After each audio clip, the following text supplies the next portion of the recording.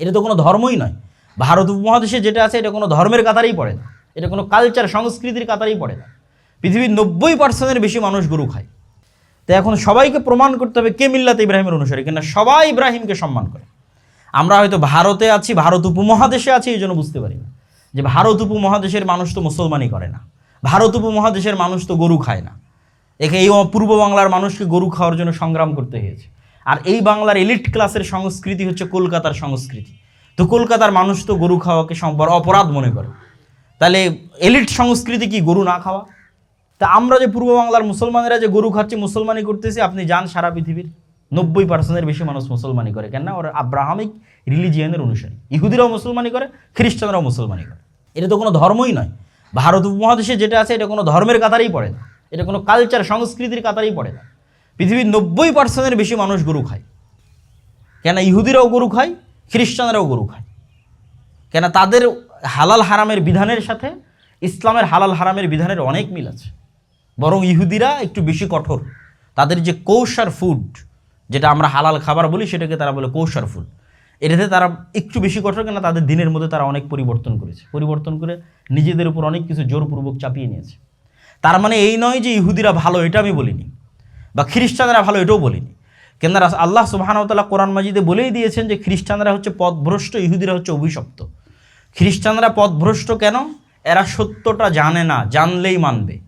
এরা যদি সত্যই জানে যে মিল্লাতে ইব্রাহিমের প্রকৃত অনুসারী মুহাম্মদ সাল্লাল্লাহু আলাইহি সাল্লাম, তাহলে এদের ইসলাম গ্রহণ করা একদিনের ব্যাপার।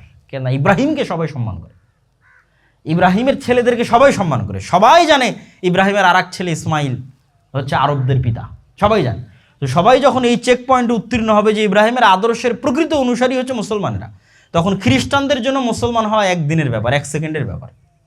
কিন্তু যে এই সত্য জানে, জানার পরও মানে না, এই জন্য অভিশপ্ত। কেন? ইবলিসের চেয়ে জ্ঞানী জিনদের মধ্যে কেউ ছিল না। ইবলিসের জ্ঞান এবং ইবাদতের কারণে একমাত্র তাকেই অনুমতি দেওয়া হয়েছিল আসমানে ওঠার। আল্লাহ যখন আদমকে বানাচ্ছে তখন ইবলিস তার ফেরেশতা না, তাহলে ও ওখানে কি করে? একমাত্র জিনদের মধ্যে তাকেই অনুমতি দেওয়া হয়েছিল ফেরেশতাদের সাথে যাতায়াত করার, আসমানে যাওয়ার, তার জ্ঞানের কারণে, তার ইবাদতের কারণে। সেই ইবলিস অহংকারের কারণে অভিশপ্ত হয়ে গেল। মানে সত্য জেনে যদি মানুষ না মানে, এটাই অভিশপ্ত হওয়া। তাহলে ইহুদিরা অভিশপ্ত কেন? এরা সব সত্য জানে। পৃথিবীর একমাত্র জাতি, মুসলমানদের পরে পৃথিবীর একমাত্র জাতি যারা আসমান এবং জমিন এবং দুনিয়ার সকল রহস্যের জ্ঞান রাখে। সব সত্য এদের কাছে আছে। কিন্তু এরা এই সত্য প্রচারও করে না, এরা এই সত্য মানেও না, বরং সত্যের বিপরীতটা প্রচার করে। ইহুদির এমন কোনো ইহুদি পরিবার পাবেন না যে ইহুদি পরিবারের 6-7টা সন্তান নেই। আপনি যান ইতালি, আমেরিকা, লন্ডন, যে কোনো প্রবাসীকে ফোন দিয়ে জিজ্ঞেস করুন, ভাই তোমার নিকটস্থ কোনো ইহুদি ফ্যামিলি থাকলে একটু আমাকে জানাও তোর কয়টা সন্তান। কিন্তু এরাই সারা পৃথিবীতে প্রচার করে যে না, একটার বেশি সন্তান নেওয়া যাবে না। কোনো ইহুদি পরিবারকে পাবেন না যে সুদি অর্থ লেনদেন করবে, কিন্তু সারা পৃথিবীর সব সুদি ব্যবসার মালিক হচ্ছে এরা, কিন্তু নিজেদের মতো সুদের লেনদেন করবে না। এরাই সারা পৃথিবীতে ফুটবল, ক্রিকেট থেকে শুরু করে বিনোদনের প্রচারের জন্য সবচেয়ে বেশি টাকা পয়সা খরচ করে। কিন্তু ওদের স্কুলেই LGBTQ নিষিদ্ধ, সেক্স রিলেটেড এডুকেশন ইহুদিদের স্কুলে নিষিদ্ধ। কট্টর ধর্ম অনুসরণকারী মুসলমানেরা কয় % দাড়ি রাখে আর কয় % মাথায় টুপি দেয়? ইহুদিরা তার চেয়ে বেশি পার্সেন্টে দাড়ি রাখে এবং তার চেয়ে বেশি পার্সেন্টে মাথায় টুপি দেয়। তো এদের এই যে আত্ম অহংকার, সুপারিয়রিটি থিওরি, এই জন্য এরা কোনোদিন সত্য গ্রহণ করবে না। বরং এদের জন্য এটাই আফসোস, এটাই কষ্টের যে কেন ইসমাইলের বংশে মুহাম্মদ সাল্লাল্লাহু আলাইহি ওয়াসাল্লামের জন্ম হলো আর তিনি নবীর দাবি করলেন। অথচ আজও তাওরাতে এবং আজও ইঞ্জিলে, এখন পর্যন্ত এই বিকৃত তাওরাত ইঞ্জিলে লেখা আছে যে তোমাদের ভাইয়ের বংশে একজন শেষ নবী আসবে। ভাইয়ের বংশে সবাই জানে যে ইসহাকের ভাই ইসমাইল, সারা পৃথিবীর সবাই জানে। আর ইসমাইল হচ্ছে আরবদের পিতা।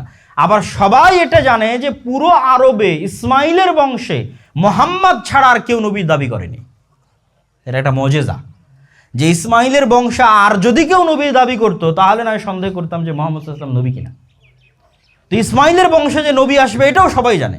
আর ইসমাইলের বংশে মুহাম্মদ সাল্লাল্লাহু আলাইহি ওয়াসাল্লাম ছাড়া আর কেউ নবীর দাবি করেনি।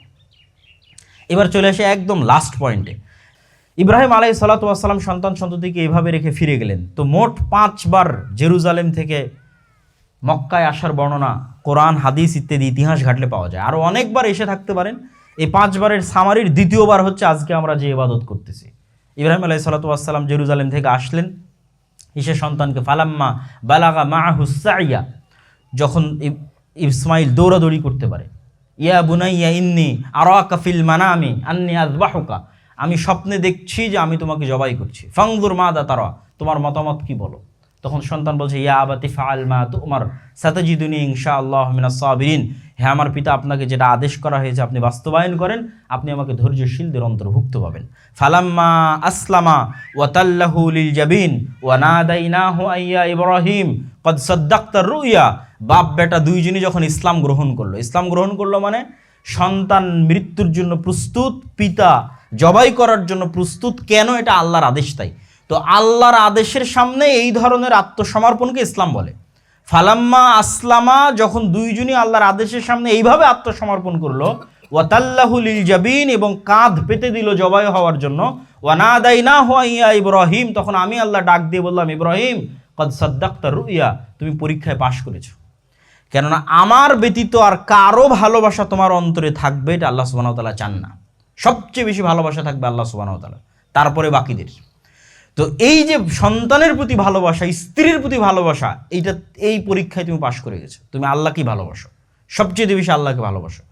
এই ভালোবাসার প্রতিদানে, এই পরীক্ষার প্রতিদানে ইব্রাহিম আলাইহিস সালাতু ওয়াস সালাম যখন পাশ করলেন, আল্লাহ বললেন, তোমার সন্তান তো নেওয়ার দরকার নাই ও ফাদাইনাহু বিযিবহিন আদিম, একটা বড় কুরবানি পাঠিয়ে তো কুরবানি করার ব্যবস্থা করেই দিলাম, ইসমাইলকে তো মুক্ত করে দিলামই, ওয়াবাশশারনাহু বিগুলামিন হালিম, আরও একটা সন্তানের তোমাকে সুসংবাদ দিচ্ছি, ইসহাক।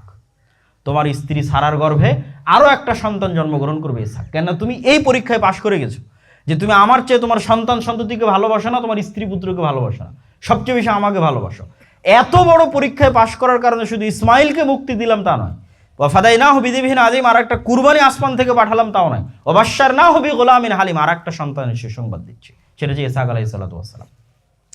তো সারা আলাইহিস সালাতু ওয়াস সালামের গর্ভে যে ইসহাকের জন্ম হলো, এটা হলো বানু ইসরাইল। ইসহাকের সন্তান ইয়াকুব, ইয়াকুবের সন্তান ইউসুফ, তার 364 বছর পর মুসা, মুসার পর হারুন, তারপরে ইউশা বিন নুন, তারপরে দাউদ, তারপরে সুলাইমান, তারপরে জাকারিয়া, ইয়াহইয়া, ঈসা, আইয়ুব, যত নবী ঈসা আলাইহিস সালাতু ওয়াস সালাম পর্যন্ত এসেছে তার সবই ইসহাক আলাইহিস সালাতু ওয়াস সালামের বংশে, ইব্রাহিম আলাইহিস সালাতু ওয়াস সালামের দ্বিতীয় সন্তান ইসহাকের বংশে, বানু ইসরাইল। আর এই দীর্ঘ সময় যাবৎ, এই যে ইসহাক থেকে নিয়ে ঈসা পর্যন্ত এই দীর্ঘ সময়, দাউদ, সুলাইমান, মুসা, হারুন, এই যে লম্বা সময়, এই লম্বা সময় যাবৎ ইসমাইল এবং ইসমাইলের সন্তানেরা মক্কাতে আছেই। ইসমাইল এবং ইসমাইলের সন্তানেরা বিনা নবীতে, কোনো নবী তাদের মধ্যে আসেনি, অথচ দোয়াতে ইব্রাহিম আলাইহিস সালাতু ওয়াস সালাম দোয়া করে গেছে, হে আল্লাহ, এদের মধ্যে একজন নবী পাঠিয়েন, যেই নবী আপনার কিতাব শিখাবে এবং মানুষকে আপনার দিন শিখাবে। সেই নবী কোথায়? এখনো আসেনি সেই নবী। ইসমাইলকে যখন রেখে যান তখন ইব্রাহিম আলাইহিস সালাতু ওয়াস সালাম এই দোয়া করে গেছেন। তাহলে এই লম্বা সময় ইসমাইল এবং ইসমাইলের বংশধরেরা এখানে আছে। এই জন্য আলাম তারা কাইফা ফাআল রাব্বুকা বিআসহাবিল ফিল আলাম ইয়াজআল কাইদাহুম ফি তাজলিল, এই যে কাবাঘর ধ্বংসের আব্রাহার ঘটনা, তখন মুহাম্মদ সাল্লাল্লাহু আলাইহি ওয়াসাল্লামের জন্মই হয়নি, তখন আব্দুল মুত্তালিব এরা ইসমাইলের সন্তান। এরা বংশ পরম্পরায় কাবাঘরের দায়িত্ব পালন করে আসতেছে, বংশ পরম্পরায় জমজমের কুয়ার দায়িত্ব পালন করে আসতেছে। আর হজের ঘোষণাও ইব্রাহিম আলাইহিস সালাতু ওয়াস সালাম যখন দেন তখন থেকে এরা এখানে হজও করে আসতেছে। হজও মুহাম্মদ সাল্লাল্লাহু আলাইহি ওয়াসাল্লামের তৈরি করা ইবাদত নয়, হজও ইব্রাহিম আলাইহিস সালাতু ওয়াস সালামের চালু করা। তো তখন থেকেই তারা করে আসতেছে। আর ইব্রাহিম আলাইহিস সালাতু ওয়াস সালামের যে 5 বার যাতায়াতের ঘটনা পাওয়া যায়, এই 5 বারের মধ্যে দ্বিতীয়বার ইব্রাহিম আলাইহিস সালাতু ওয়াস সালাম যখন গেলেন তখন ইসমাইল বিবাহ করেছে। বাসায় গিয়ে জিজ্ঞেস করছেন, ইসমাইল নাই। তখন জিজ্ঞেস করেন, কেমন আছো? তো বলে, আমরা অত ভালো নাই। তো ইব্রাহিম আলাইহিস সালাম বলেন, আমি সংক্ষেপে বলতেছি যে বাড়ির মালিক যদি আসে গাইয়ের আতাবাতা বাবি, তাহলে দরজার চৌকাঠ পরিবর্তন করতে বলিও। ইসমাইল আলাইহিস সালাতু ওয়াস সালাম আসলেন, তিনি বুঝতে পারলেন কেউ এসেছিল, হয়তো ইব্রাহিম আলাইহিস সালামের গায়ের সুগন্ধিতে।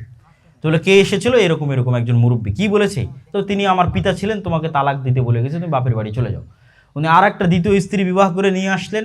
আবার একদিন ইব্রাহিম আলাইহিস সালাতু ওয়াস সালাম আসলেন, এবার জিজ্ঞেস করেছেন, কাইফা হাইয়াতুকুম, কেমন আছো তোমরা? তো ইসমাইলের দ্বিতীয় স্ত্রী বলতেছে যে আসনাত আলাল্লাহ, হাদিসের ইবারত, যে তিনি আল্লাহর প্রশংসা করলো, যে আমরা ভালো আছি আলহামদুলিল্লাহ। তা আল্লাহর প্রশংসা শুনে ইব্রাহিম আলাইহিস সালামের মন খুশি হয়ে গেছে। এবার উনি আরেকটু বিস্তারিত জিজ্ঞেস করলো, আগের বার কিচ্ছু জিজ্ঞেস করেনি, মন খারাপ করে চলে গেছে। এবার বিস্তারিত জিজ্ঞেস করছে, তোমরা খাও কি, পান করো কি? তো বলে, আমরা জমজমের পানি পান করি, আর উনি শিকার করে গোস্ত নিয়ে আসে, সেই গোস্ত খাই। তো উনি আবার দোয়া করলেন, আল্লাহ এদের পানিতে আর এদের গোস্তে বরকত দান করো। তারপরে বললেন, যদি বাড়ির মালিক আসে তাহলে বলিও দরজার চৌকাঠ যেন অক্ষত থাকে। কেন? উনি তো দোয়া করেছেন, উনি তো জানেন যে এই বংশে নবী আসবে, পরবর্তীতে মুহাম্মদ সাল্লাল্লাহু আলাইহি ওয়াসাল্লাম আসবেন। তো সেই যেই বংশের নবী আসবে সেই বংশের মায়ের বৈশিষ্ট্য কেমন হবে সেটা ইব্রাহিম আলাইহিস সালাম খুব ভালো জানতেন। তো এই জন্য উনি শিখিয়ে দিলেন এবং বাস্তবায়নও করলেন যে আল্লাহর প্রশংসা এবং সর্বাবস্থায় আল্লাহর উপর ধৈর্য ধারণের শিক্ষা।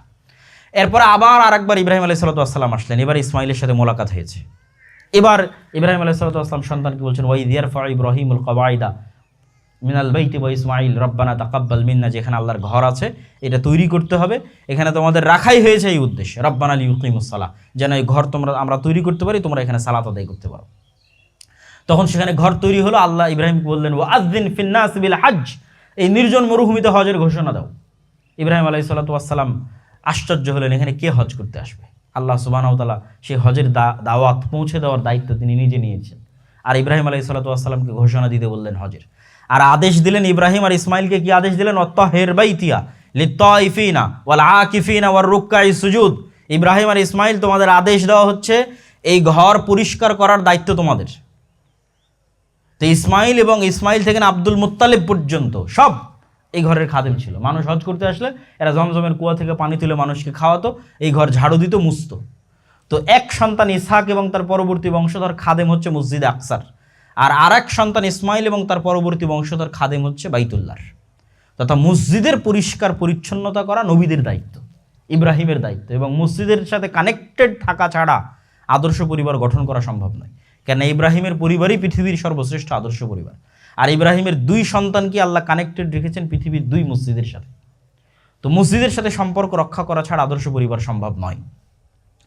তো ইব্রাহিম আলাইহিস সালাতু ওয়াস সালামের এই পুরো যে জীবনী, হাজেরার ঘটনা, সারার ঘটনা, ইসমাইলের ঘটনা, ইসহাকের ঘটনা, ইব্রাহিম আলাইহিস সালাতু ওয়াস সালামের ঘটনা, এই পুরো ঘটনা থেকে আমাদের জন্য শিক্ষণীয় কি? আজকের পৃথিবীর 90% মানুষ ইব্রাহিম আলাইহিস সালামকে সম্মান করে। ইহুদিরা সম্মান করে, খ্রিস্টানরা সম্মান করে, মুসলমানেরা সম্মান করে। আব্রাহাম মানে ইব্রাহিম, ডেভিড মানে দাউদ, জোসেফ মানে ইউসুফ, আইজাক মানে ইসহাক, জ্যাকব মানে ইয়াকুব। তো যারা আহলে কিতাবের অনুসারী তথা খ্রিস্টান এবং ইহুদি, তারাও গর্বের সাথে ইব্রাহিম আলাইহিস সালাতু ওয়াস সালামের অনুসরণ করে। আর ইহুদিদের তো সবচেয়ে বড় গর্ব যে তারা ইব্রাহিম আলাইহিস সালাতু ওয়াস সালামের সন্তান, এটা ওরা গর্ব করে বলে। তো এই জন্য আল্লাহ সুবহানাহু ওয়া তাআলা চেক লিস্ট দিয়েছেন যে হকের মানদণ্ড কি? হকের মানদণ্ড হচ্ছে কে মিল্লাতে ইব্রাহিমের অনুসারী। খ্রিস্টানেরা মিল্লাতে ইব্রাহিমের অনুসারী, ইহুদিরা মিল্লাতে ইব্রাহিমের অনুসারী, না মুসলমানেরা মিল্লাতে ইব্রাহিমের অনুসারী? মুহাম্মদ সাল্লাল্লাহু আলাইহি ওয়াসাল্লামও এই চ্যালেঞ্জ নিয়েই উত্থিত হয়েছেন যে আমিও সন্তান ইব্রাহিমের, মানে বংশ ইব্রাহিমের, আমার স্মৃতি এবং ঐতিহ্য ইব্রাহিমের, এই কাবাঘর জমজম থেকে শুরু করে সবই, সাফা মারওয়া থেকে শুরু করে সবই আমার স্মৃতি এবং ঐতিহ্য ইব্রাহিমের, আর আমি আদর্শ ইব্রাহিমের, মিল্লাতে ইব্রাহিমের অনুসারী।